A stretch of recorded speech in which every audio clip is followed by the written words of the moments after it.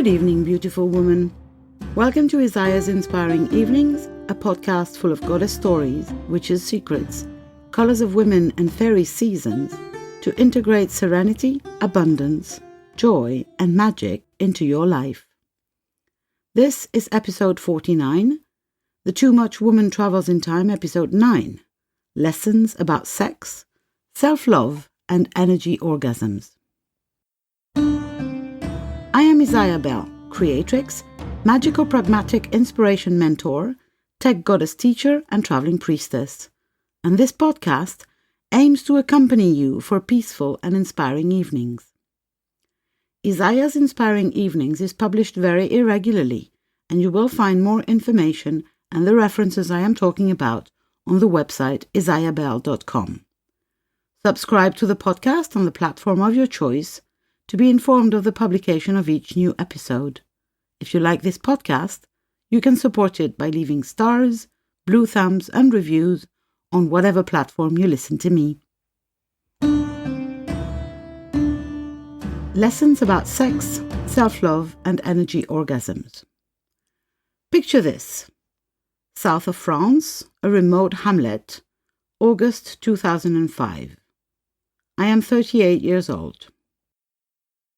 Upon the persistent recommendation of both my therapist and some dear friends, both male and female, I make up my mind, master the courage and the money, and decide to go and investigate Tantra.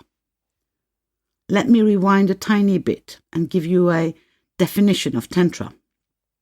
Tantra defines both a Hindu or Buddhist mystical or magical text dating from the 7th century or earlier, and the doctrines, values, or practices involving mantras, meditation, sexuality, massages, breathing, and ritual in order to achieve self-fulfillment and union with the divine.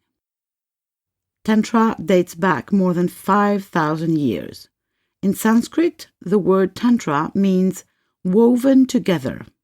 The tantric practice is a way to weave the physical with the spiritual. Sexuality is part of the development of the individual and leads to its full development by promoting the circulation of energy. Tantric sex brings together spirituality and sexuality.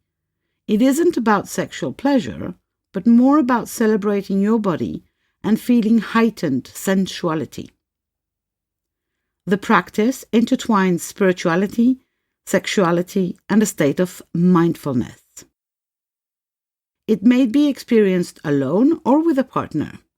The goal of tantric sex is to achieve spiritual or energetic contact during a sensual experience.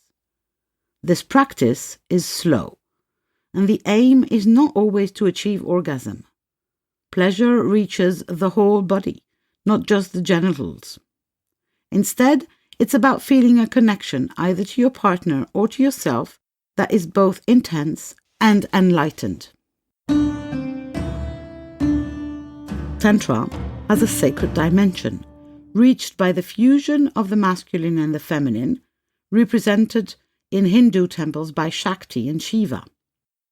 Tantra helps us unite sexuality and spirituality, masculine and feminine, shadow and light, relaxation and stimulation, meditation and experience.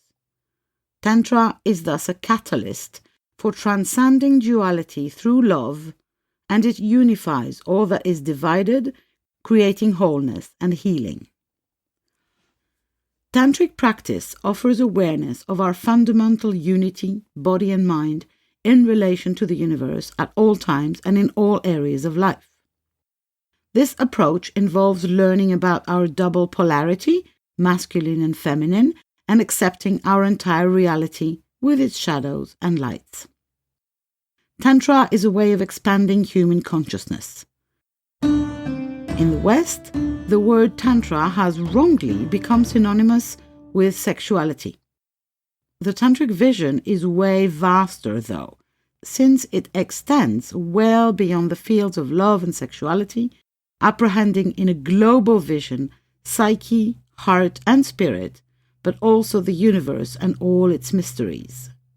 Tantrism is perhaps the most holistic spiritual path that has ever existed. Tantra is an art of living that brings powerful and original tools to better know oneself and also to work on your relationships with others. In fact, there is not one Tantra, but several Tantras. As far as I'm concerned, I attended several workshops over the course of 4 years with two amazing people called Marisa Ortolan and Jacques Lucas.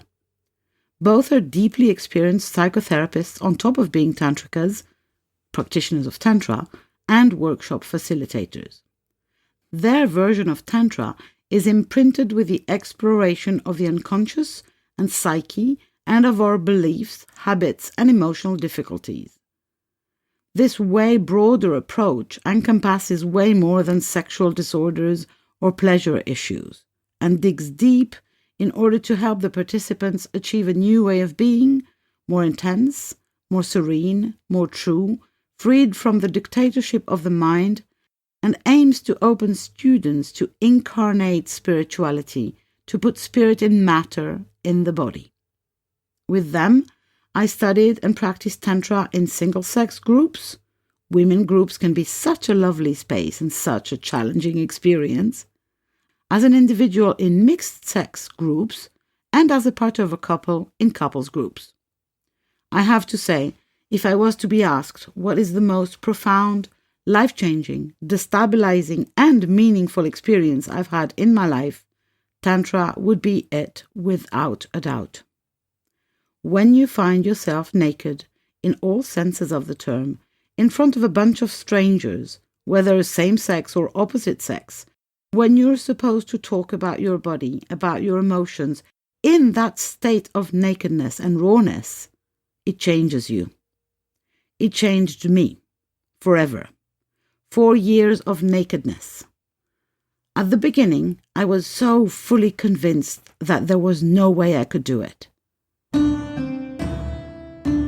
My first experience was a couples workshop that I attended with my husband. Felt safe enough. Whatever was going to happen between the two of us. Now, I really wasn't prepared with the shock of really feeling energy for the first time and experiencing quote-unquote energy orgasm, which, in case you have no clue, is something like a huge wave of energy and pleasure flooding your whole body, mind and spirit for an indefinite amount of time, can last up to an hour, and which keeps flowing up and down your spine and bringing more and more joy and expansion and love and pleasure.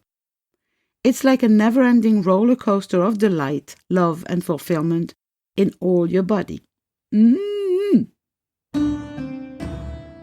mind you, this happened to me out of the blue, after my husband simply blew some air through a silk scarf onto my chakras. Both he and I were fully dressed, we were not having sex, and we were in the middle of a room with another 40 people. This experience opened up something in me that I longed to keep uncovering and discovering. I wanted more, so I went back. I first went to a single-sex workshop, feeling that working with women only would feel less dangerous. Bear in mind, I am a happy heterosexual. Oh boy, was I wrong.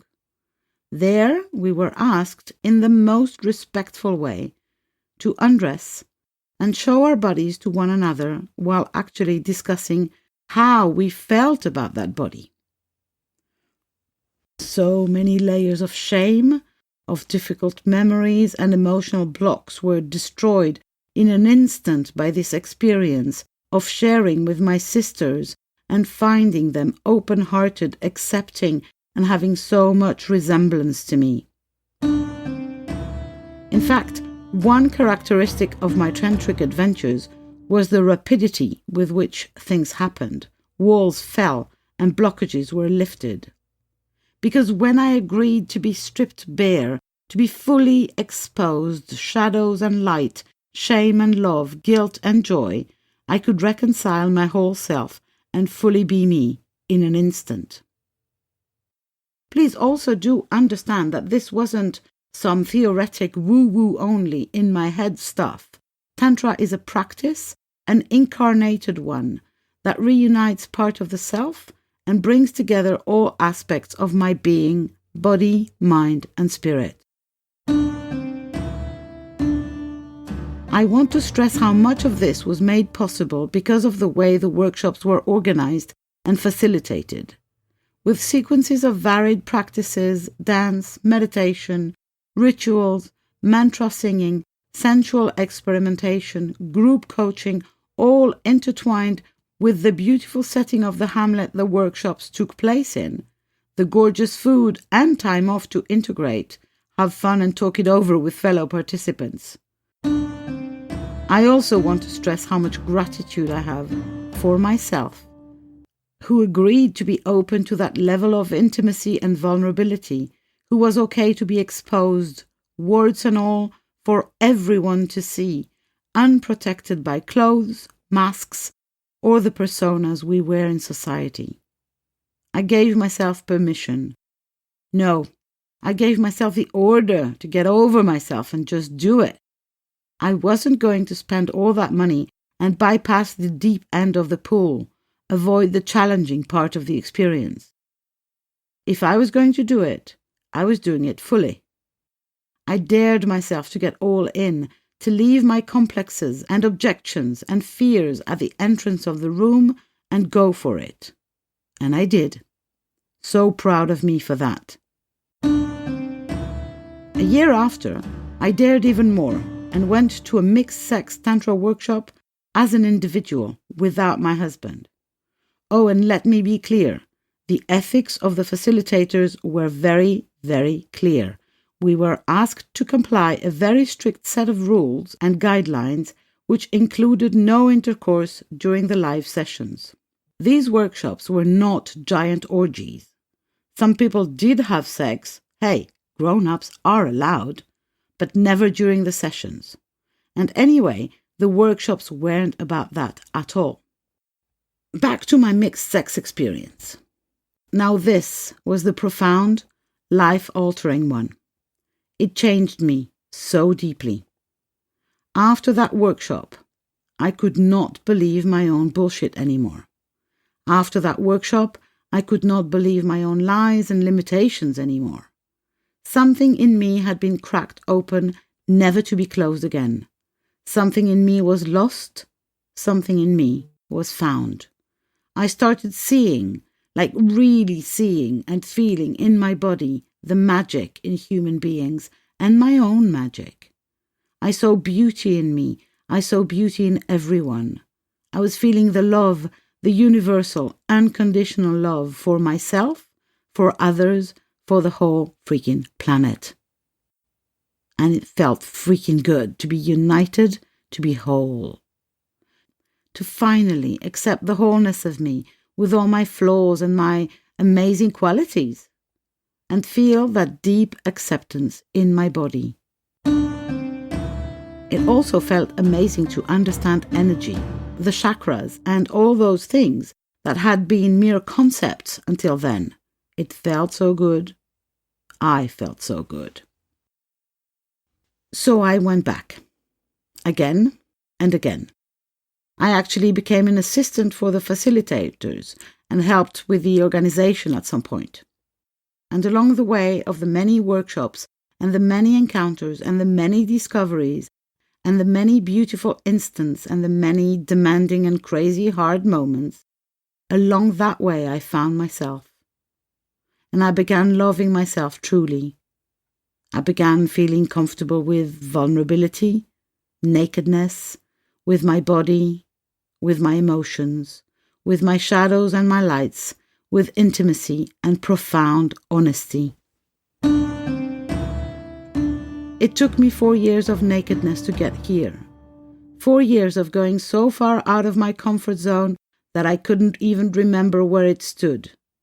4 years of feeling the intense fear and the sheer excitement of dreading going back and being impatient at the same time. 4 years of opening up to self-love.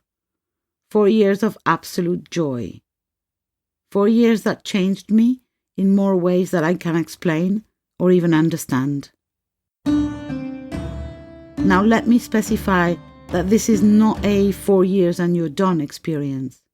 I now and forevermore define myself as a tantrika. Tantra is a practice, a daily one. It only changes me because I keep at it.